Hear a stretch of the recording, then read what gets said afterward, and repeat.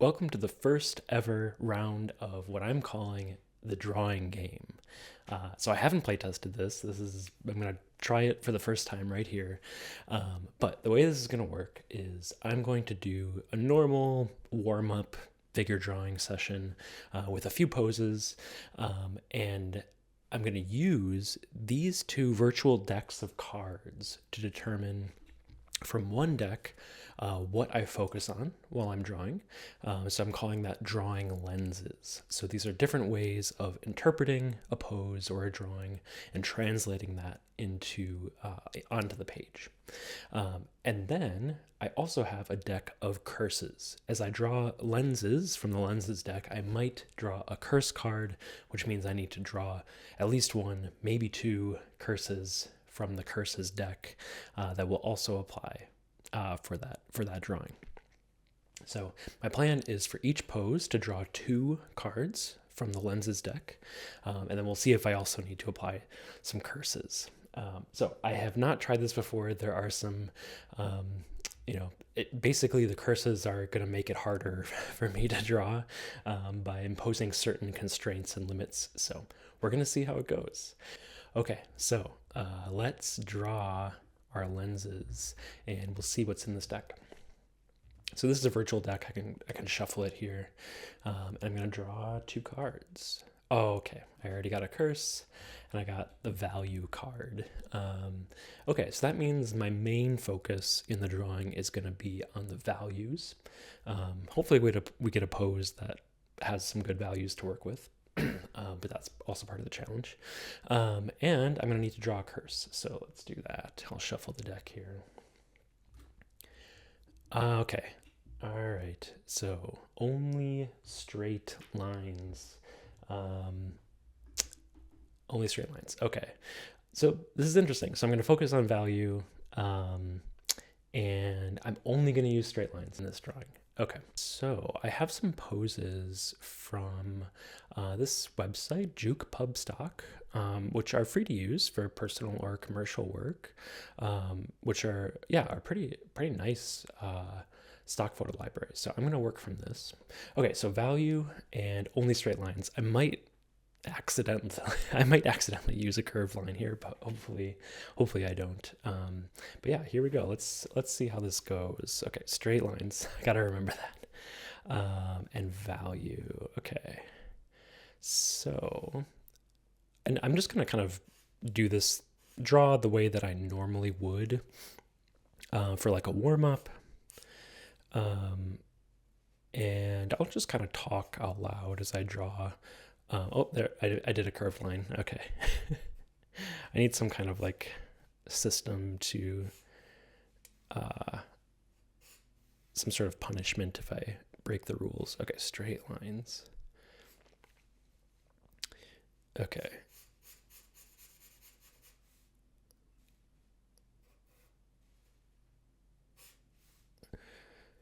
Okay, before I focus on value, let me just kind of get a rough sketch in here.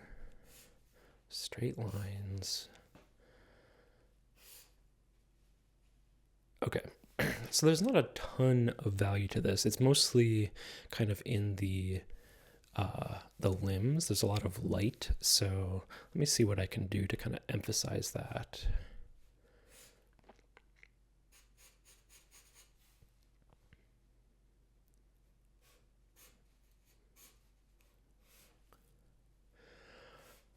It's quite difficult to remember to use only straight lines, but it's also kind of a good exercise that I actually do sometimes.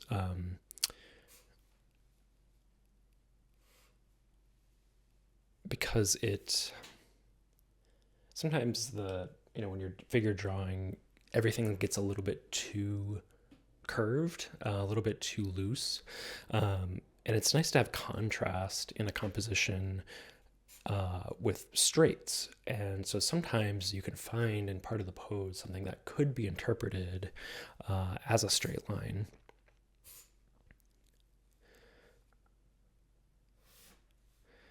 But it's quite difficult to only do straight lines. That is a new challenge. Let me pull this down a little bit. Okay.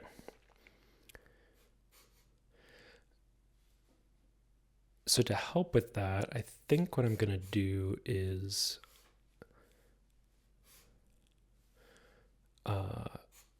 focus on shape design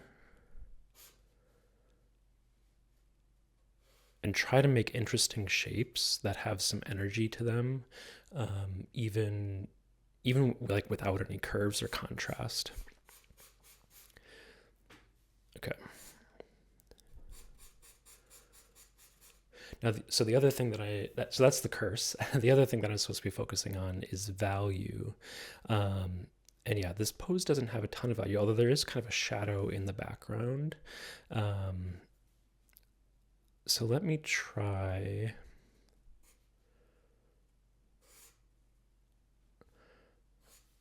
I'm really going to try to separate any kind of core shadows that I see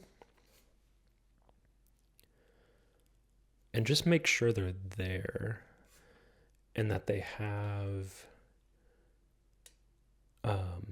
some definition.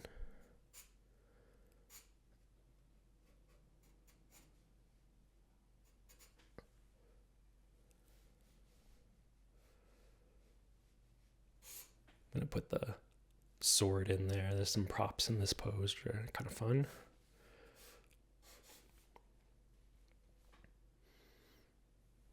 Okay. Let me use my finger to just kind of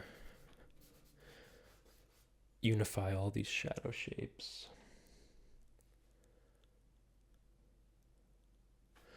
So there is a bit of a shadow along this side of the torso. So maybe I'll push that a little bit, like emphasize it,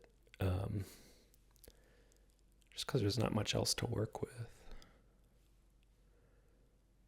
Let's see. Oh, there's another curved line. It's hard not to do it. That's okay. Okay, nice. So that is straight lines and focusing on value. Let's do another one. Let's draw two lenses. Okay, another curse. Okay, two curses. Okay, so I guess it doesn't. I can draw whatever I want, but I'm cursed twice. So let's see what we get. I'll shuffle. Only straight lines again, and no pencil allowed. Okay, this is gonna be weird. So I'm not allowed to draw with a pencil. You might wonder, well, how do you draw at all if you can't use a pencil? But luckily, I'm in my studio and I have some other drawing supplies. Okay, I have a brush, and I have a jar of charcoal powder. So I guess that's what I'm gonna draw with. And only straight lines. That is, man, that's rough. Okay, so yeah, this is just a jar of charcoal powder. I just, whenever I'm sharpening my charcoal pencils with sandpaper, I will kind of save the charcoal powder in this jar. And yeah, I do use a brush sometimes for charcoal work, especially for just like blending, but even for sketching sometimes. So it should be kind of fun. It might not work so well on the smooth newsprint that I'm using, but let's find out. So I don't have any kind of like focus as far as the lenses go. I only have curses. So let's see here, but only straight lines.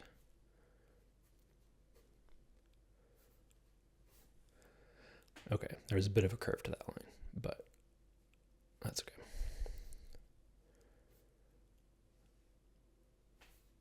It is, I would say, like the default line that I use is a curved line. And so to make the default a straight line is bending my brain a little bit. Really love the long, I am curving that. It's irresistible. It's irresistible. So I'll have to interpret this curve as straight lines. Okay. Let me get some more powder. And yeah, I just dip the brush in the powder Um,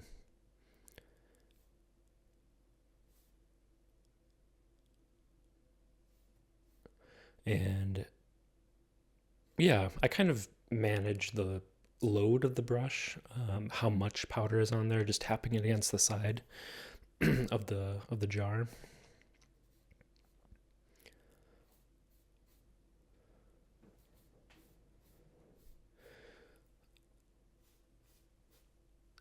So drawing without a pencil, I guess I could also use an eraser. So one option would be to uh, kind of cover this in a lot of charcoal and then carve into it with an eraser. But I think for right now, I'll just stick with the brush.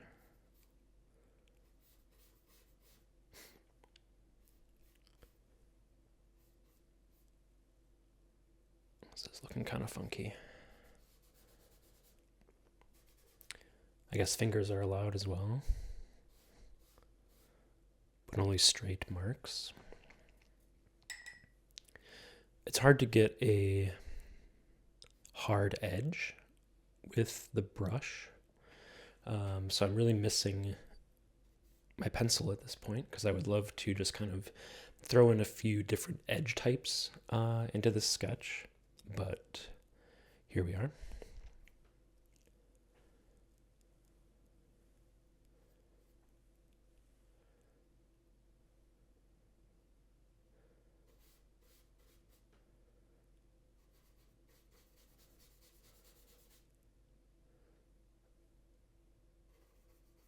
It's also really hard to do any kind of detail work since the brush, it's small brush, but even with a small brush, it can be hard to kind of get anything, anything the size of a pencil tip would. So that's all right. Okay, that's a pretty interesting impression. Definitely like an initial sketch that I could work with for, if I were gonna now go back into this with a pencil or something like that. So I'm pretty happy with that.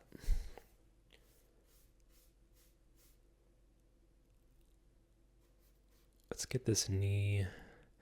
There's kind of a shadow on the leg as it goes back in space. So I think I'm just gonna like kind of blend it all in, make it look like it's kind of going back into the atmosphere. Okay, cool. That was more fun than I expected, but let's go on. Let's do another one because I'm eager to use a pencil again, although I could get cursed again to not be able to use it. So there's one card in here that does 2 curses in one card. So I guess it's possible to be cursed 3 times in one round. But okay, I think this is going to be the last round.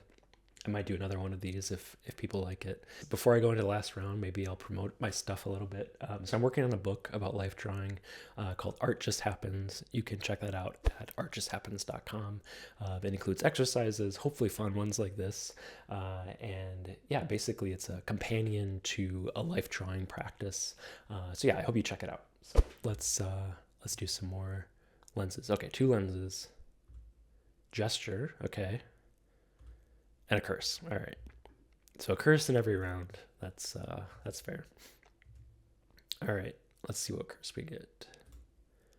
No pencil allowed. Oh man. Okay. Well, at least I can use curved lines, since I haven't been able to draw a single curved line this entire game. Okay. So I guess I'm still going to be drawing with the brush. But now I can use curved lines, and I'm going to focus on gesture. I might include things that aren't gesture, but the focus is going to be on gesture. Gesture is mysterious. It's quite confusing because it's so difficult to define, and so many artists define it in different ways. And so, and I think sometimes it's easier to experience it or to see it than to kind of put it into words. But um, yeah, let me just kind of start, and we'll maybe talk about it as we go.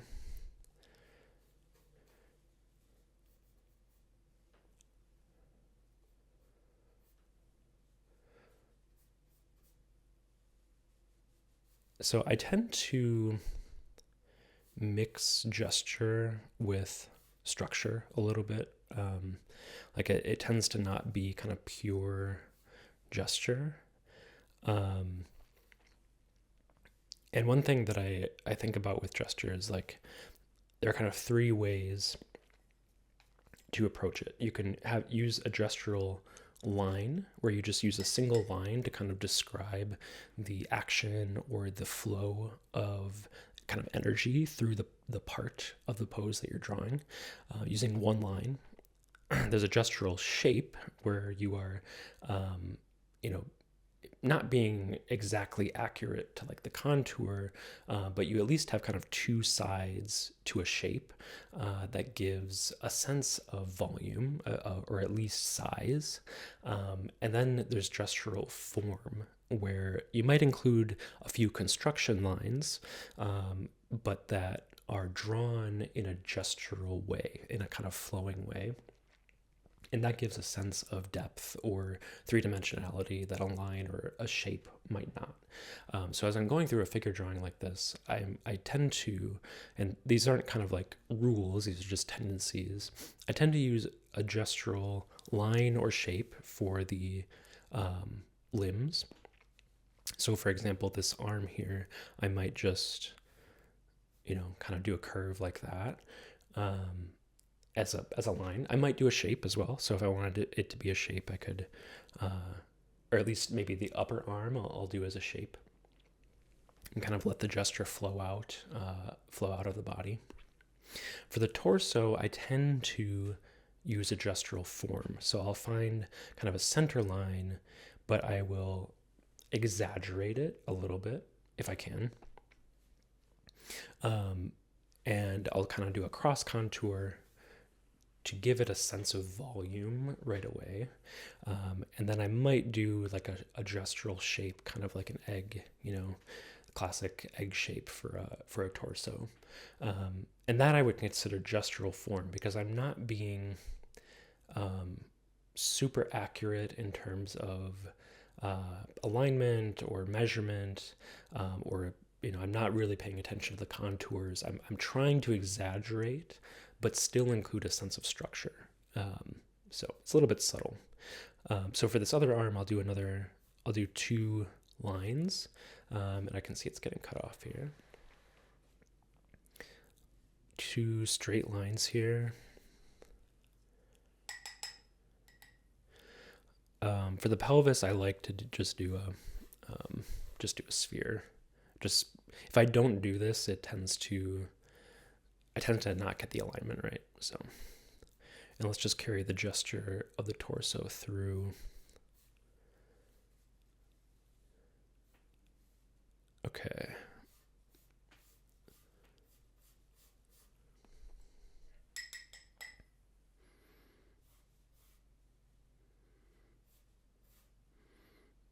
Okay, and then yeah, for this leg, I think I'll do kind of like an S curve.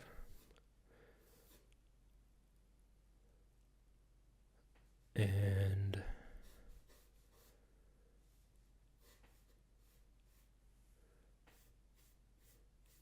kind of a combination of shape and line, similar to how I did with the arm here.